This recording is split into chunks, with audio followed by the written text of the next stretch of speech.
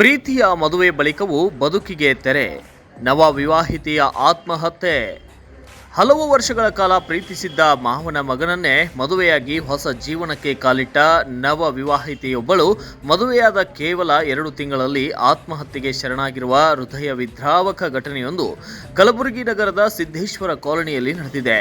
ಮೃತಳನ್ನ 26 ವರ್ಷದ ಅನಸೂಯ ಅವಿನಾಶ್ ಆಕಡೆ ಎಂದು ಗುರುತಿಸಲಾಗಿದ್ದು, ಮೂಲತಃ ಹಳ್ಳಿಯವರಾದ ಅನಸೂಯ ತಮ್ಮ ಅತ್ತೆ ಮಗ ಅವಿನಾಶ್ ಅವರನ್ನ ಬಹುಕಾಲದಿಂದ ಪ್ರೀತಿಸುತ್ತಿದ್ದರು.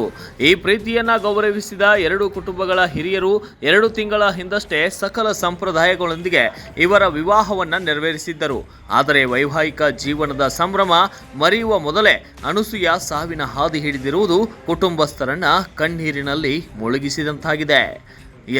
ಪ್ರಾಥಮಿಕ ಮಾಹಿತಿಯಂತೆ ಹಳ್ಳಿ ಹಾಗೂ ಸಣ್ಣ ನಗರ ಜೀವನದ ಬಗ್ಗೆ ಉಂಟಾದ ಅಸಮಾಧಾನವೇ ಈ ದುರ್ಘಟನೆಗೆ ಕಾರಣ ಎನ್ನಲಾಗಿದೆ. ಅನಸೂಯ ಅವರಿಗೆ 3 ಸಹೋದರಿಯರಿದ್ದು, ಅವರು ಬೆಂಗಳೂರು ಮತ್ತು ಮುಂಬೈ ಸೇರಿದಂತೆ ಮೆಟ್ರೋ ನಗರಗಳಲ್ಲಿ ನೆಲೆಸಿದ್ದಾರೆ. ಸಹೋದರಿಯರು ಐಷಾರಾಮಿ ನಗರ ಜೀವನ ನಡೆಸುತ್ತಿರುವುದು, ತಾನು ಮಾತ್ರ ಹಳ್ಳಿಯ ವಾತಾವರಣದಲ್ಲಿ ಬದುಕಬೇಕಾಗಿರುವುದು ಎಂಬ ಮನಸ್ತಾಪ ಅನಸೂಯರನ್ನ ಮಾನಸಿಕವಾಗಿ ಕಾಡುತ್ತಿತ್ತು ಎನ್ನಲಾಗಿದೆ. ಇತ್ತೀಚಿನ ದಿನಗಳಲ್ಲಿ ಇದೇ ವಿಚಾರವಾಗಿ ಅವರು ತೀವ್ರವಾಗಿ ನೊಂದಿದ್ದರು ಎಂದು ಕುಟುಂಬದ ಮೂಲಗಳು ತಿಳಿಸಿವೆ.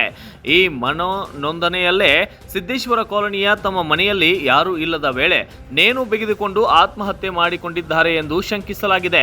ವಿಷಯ ತಿಳಿಯುತ್ತಿದ್ದಂತೆ ವಿಶ್ವವಿದ್ಯಾಲಯ ಪೊಲೀಸ್ ಠಾಣೆಯ ಅಧಿಕಾರಿಗಳು ಸ್ಥಳಕ್ಕೆ ವಿಸಿಟ್ ನೀಡಿ ಎನ್ಕ್ವೈರಿಯನ್ನ ನಡೆಸಿದ್ದು, ಮೃತ ದೇಹವನ್ನ ಮರಣೋತ್ತರ ಪರೀಕ್ಷೆಗೆ ರವಾನಿಸಲಾಗಿದೆ. ಪ್ರಕರಣ ದಾಖಲಿಸಿಕೊಂಡು ಮುಂದಿನ ತನಿಖೆಯನ್ನ ಕೂಡ ಕೈಗೊಳ್ಳಲಾಗಿದ್ದು, ಮಾವನ ಮಗನನ್ನೇ ಪ್ರೀತಿಸಿ ಮದುವೆಯಾದರೂ ನಗರ ಬದುಕಿನ ವ್ಯಾಮೋಹ ಹಾಗೂ ಮಾನಸಿಕ ಒತ್ತಡದಿಂದ ನವ ವಿವಾಹಿತೆ ಪ್ರಾಣ ಕಳೆದುಕೊಂಡಿರುವುದು ಸಾರ್ವಜನಿಕ ವಲಯದಲ್ಲಿ ವ್ಯಾಪಕ ಚರ್ಚೆಗೆ ಗ್ರಾಸವಾದಂತಾಗಿದೆ. Bureau report, Kannada Janashree news, Kalaburagi.